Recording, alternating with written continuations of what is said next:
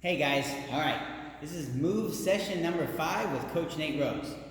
And today what we're gonna do is just some of my favorite cool down stretches, okay? So I love doing these stretches, especially after leg day, which I'm gonna be actually doing legs here really quick, and it's so much easier to stretch after my leg workout, but I won't have access to empty gym when I do that. So I'm just gonna put you through the cool down stretches that I like to do post leg workout. All right, and we're just gonna kick it right off. So the first stretch we're gonna do is what I like to call the cheerleader stretch, okay? Basically, you're just gonna sit down on the ground, spread your legs as far as you can, and we're just gonna come forward and try to lean forward. Keep our chest lifted, okay? Try to keep your back straight and just come forward. And our goal, I want you to try to pull those toes back and up towards the ceiling. Our goal is to try to eventually get to where you can put your elbows on the floor, okay? I know this is gonna be tough for some of you, all right, but this is a good, I just love this stretch because it's helping open up the groin, helping up the hip flexors, open up the inner thighs here, stretching out those hamstrings. Just a great, just overall stretch here. We're just gonna sit here for about 30 seconds or so. I'm not gonna sit for the whole 30 seconds though, just for the purpose of getting this video a little bit faster, okay?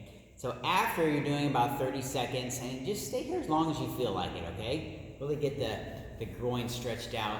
You know, that's where I'm really feeling is right here on the inner thighs, okay? And then the hamstrings a little bit, but not too much until I get my elbows on the floor, all right? And the next stretch, what we're gonna do is called the modified hurler. So I'm gonna bring one leg in, okay? With the foot inside the inner thigh, okay? We're just gonna turn my upper body towards the leg that I'm stretching. Try to keep the chest in line with that leg. And we're trying to reach with both hands. All right, this one's gonna be really tough. This leg might come up here, but it's gonna help open up. For me, I don't really feel the stretch on my hamstring as much as I do on my opposite side of my lower back.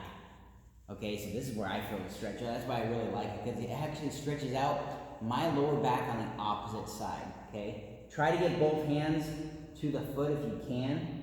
And we're gonna hold that for about 20 to 30 seconds, okay? Like I said, for me, I feel a little bit in my hamstring, but mostly I feel it in the opposite side of the lower back, right? Now we're gonna get the other side. So, other leg out, bring the other leg in, and then we're gonna reach with both hands on this leg now. And again, 20 to 30 seconds on all of these stretches. Remember, this is a cool down to try to loosen up the muscles after we've worked them out, okay? After we've been contracting them. So we're just kind of stretch them out, try to get them back to how they were prior to exercise, okay? After 20, 30 seconds there, now we're gonna do what's called the butterfly stretch, okay? We're gonna bring the soles of our feet together. I'm gonna sit up nice and tall. I'm gonna grab our ankles with our hands and try to drive our elbows into our knees and really push the knees down towards the floor to really stretch out the groin, okay? Some of you might be like way up here. Trust me, I get it. Okay, these stretches are not very easy for gentlemen, especially you guys. Might be as tight as a drum. Women, you guys might be able to put your knees all the way on the ground, not even feel a stretch. And if that's the case, then great. But for most people, yeah, this is a really good stretch on the groin and inner thighs, okay? So again, 20, 30 seconds here. Try to sit up nice and tall, but drive those elbows in the floor. If you can also grab your toes and bring your head all the way down to your toes for the women. Some of you might be able to do that and still not even feel a stretch, but that just means you have really nice stretched out inner thighs, okay? So the next one we're gonna do is we're just gonna go lay down on the ground. So I'm gonna go lay down on the ground on my back.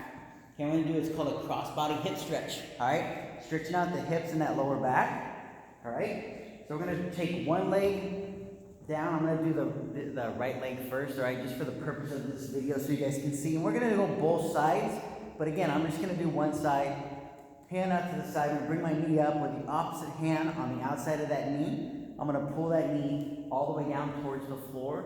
We're just really trying to stretch out the hips, the glutes, and that lower back, all right? If you can keep the other shoulder blade on the floor, great, go ahead and do so. If it comes up a little bit, that's all right. Mine's up off the floor a little, but that's where I'm really feeling good stretch on the hips and the butt, all right? And again, 20, 30 seconds. This one really is a great stretch post lifting legs, especially if you're doing squats. leg press. Okay, other side, grab that knee, pull across the body, so you guys can kind of see what I'm doing there. If you can get the knee all the way to the ground, great. But now I'm really starting to feel that stretch in the glutes. Actually, a little bit in my lower back, but definitely in the glute area. So again, 20, 30 seconds there. All right, now next one, I'm gonna kind of reset that lower back. I'm gonna pull both knees into my chest. Okay, and I don't really feel a stretch so much on this one, but some of you might feel a nice stretch on that lower back, all right? This is a really good stretch for that. Pulling these in, just kind of hug yourself.